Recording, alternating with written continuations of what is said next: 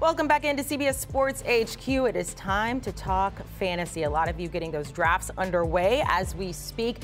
Top 5 fantasy wide receiver rankings, a consensus between all of our guys and gals here. Number 1, Justin Jefferson. Number 2, Jamar Chase. 3, Tyreek Hill. 4, Cooper Kupp. 5, Stephon Diggs. Now we have Jamie Eisenberg and Adam Azer with us.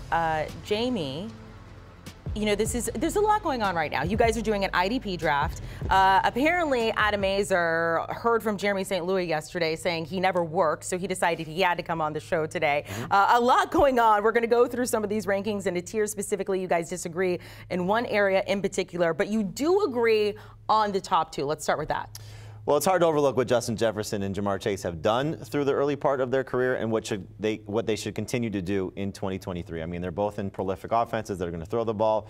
In the case of Chase, he has one of the best young quarterbacks in football, and Joe Burrow, who should be fine with the calf injury. But, you know, you look at just the upside, the potential of those two guys, they should be the first 2 picks in PPR.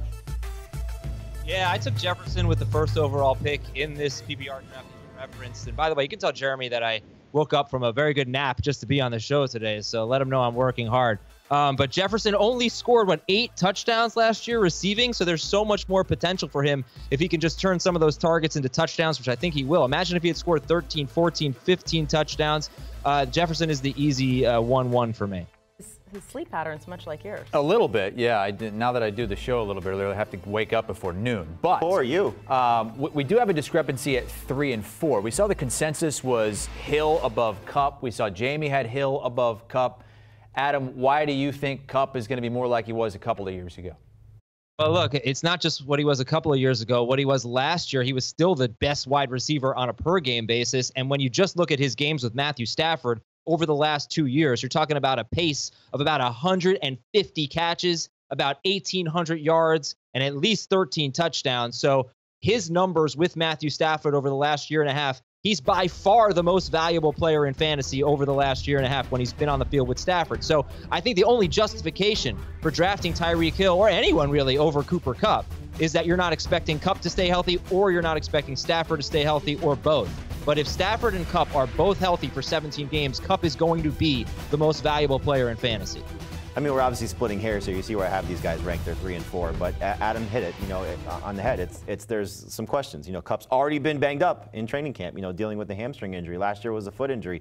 You have a 35-year-old Matthew Stafford with a back injury. Now, you could say, obviously, Tyreek Hill's got Tua Tagovailoa, the concussion scenarios that he could potentially deal with as well. But I'm banking on age. I'm banking on, you know, history here. I would just give the slight nod to Tyreek Hill. And look, whenever a player guarantees something, they never go wrong. So he's already said 2,000 yards is within the cards for Tyreek Hill. So expect him to hit that number. Did Adam make his pick on your draft? I know he was up. No, Adam's doing a great job, except when his internet goes out, then I have to call him and help him with his pick. So, you know, you guys are drafting while you're doing a segment. It's like Inception. We are drafting right now, yes. I feel like this is you know what? every I'm going to segment, text though. while I'm doing this segment. I'm going to text my. That's not surprising here. Okay, look, we went through tier 1. Let's go to tier 2. Who do you have leading tier 2? Well, you know, once you get past those top 5 guys, you know, for me it starts with Amon-Ra St. Brown. I just think, you know, entering his 3rd season, the upside that he brings and the potential that he brings in this offense, plus he gets essentially a 6-game head start to be the only guy in town. I know Jameson Williams has had some struggles, so we'll see what happens there. He didn't have to deal with him last year. But I think Jared Goff in this offense takes a step forward. I think just Amon-Ra St. Brown, I love the fact that he checks off every, I think it's 16 receivers who were drafted ahead of him in the NFL draft. These guys are all bunched together. I would have no problem with any of them as my number 1 wide receiver. Sometimes you get him as your number 2 guy, but for me, it's Amon-Ra St. Brown as the number 6 receiver off the board. Yeah, I prefer Lamb to St. Brown in any format, certainly in non or half PPR, because while St. Brown will have more catches than CeeDee Lamb, CeeDee Lamb will have more yards, and I think will score more touchdowns, and that will be the difference there for me. St. Brown's a great player, but he's a really low ADOT guy who's basically, I've always compared him to Keenan Allen, and there's always just been a little bit of a ceiling with those types of guys. They don't make plays after the catch. They don't get downfield and catch those 50-yard touchdowns that really make your day. So I love St. Brown. I just prefer CeeDee Lamb to him as the number 6 wide receiver because Dak Prescott didn't really have that good of a year last year. He averaged 238 passing yards per game, and he missed 5 games, and Lamb was still as good as he was. So I think there's another level that Lamb can get to. Now, let me ask you guys this. We're going to go to tier 4 here because Jamie only has 4 guys. Adam has 9. Jamie, why are you only going with 4, and what do you think of Adam's 9?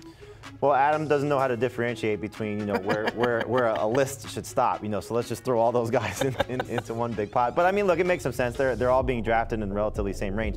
For me, I looked at it, where are the receivers that can go in round 3? And those are the guys for me that can go in that 3rd round. So Calvin Ridley kicks off that tier. He's got such high upside if he's right. And let's hope that he's right. We just want to see him get back to being the player that he was before the suspension, before some, injuries took hold 2 years ago. And I think just, being paired with Trevor Lawrence is going to be a special season for him. I'm surprised they could fit all 9 there on a graphic, Adam. Tell us about your 9 selections for tier 4. Well, I think Calvin Ridley really could have been in his own tier, but I thought you guys would have made fun of me even more for having a 1-person tier. He should definitely be the first one that goes after Smith, Higgins, Olave. Everyone else, they're in this tier because I feel good about them as my number 2 receiver. If I went RB, then they're fine being my number 1 receiver. I don't see a huge difference between Keenan Allen and DK Metcalf or anyone else in there.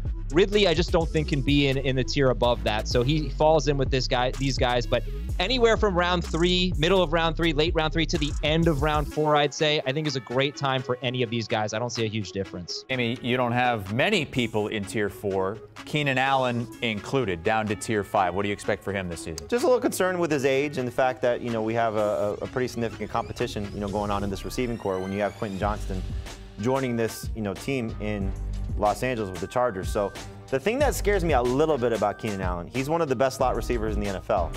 But they're talking about putting Mike Williams in the slot. And if Mike Williams is in the slot, then that's going to kick him outside a little bit. And I think he could be a little bit of trouble there. So I'll just keep talking because Adam's on the clock right now. So I just hope to see, Keenan Allen, have one more great season. I love Kellen Moore as the offense coordinator there for the Chargers. I love Justin Herbert. Look, I'm not going to be upset if Keenan Allen's on my fantasy team. So Adam, make your last pick so we can move on. Daron Payne here, if you want to talk defensive lineman. But here's how I feel about Keenan Allen. He plays in the slot about 50 to 60% of the time. So even if Mike Williams plays more in the slot, I don't think it's going to affect Keenan Allen's slot percentage. He'll be in that 50 to 60% range. He doesn't play in the slot every single play. I love Keenan Allen. He has been a top 13 wide receiver in PPR on a per-game basis 6 straight seasons. He is the most consistent, reliable player. Jamie's counting his age against him. Compared to me, Jamie's super old, okay? Like, Jamie's really old, but he's just gotten better with age as a fantasy analyst. So Keenan Allen reminds me of Julian Edelman, a guy who in his 30s was putting up the same numbers every single year because he knows how to get open, catches a ton of passes. That's Keenan Allen. He will return a lot of value if you get him in round 4. Wide receiver tiers. You can find them all at cbssports.com. Just click on fantasy. Did you get to say anything about being made fun of? I didn't want him to have a retort. It kind of circled back where he was complimentary. So yeah, exactly. He said you aged well. You're a fine wine. I love when we go back and see you and Dave Richards sitting on set together 15 years ago, and Dave looks the exact same, and you look like you're 15 years older. Well, I am 15 years older. That is hurtful. But he doesn't. But he does. He's Benjamin Button. He is aging in reverse. Nice. Guys, thank you so much. We got fantasy football today. How many times a week now? 5 or 6? This feels like 20. 20? Yeah. Okay. And also, tell us about the draft-a-thon, Jamie. August 30th, 4 to 10 p.m., on our YouTube channel, benefiting St. Jude Children's Hospital. Just trying to do as much as we can to raise as much money as we can for a wonderful cause. So check it out, 4 o'clock Eastern on our YouTube channel for fantasy football today.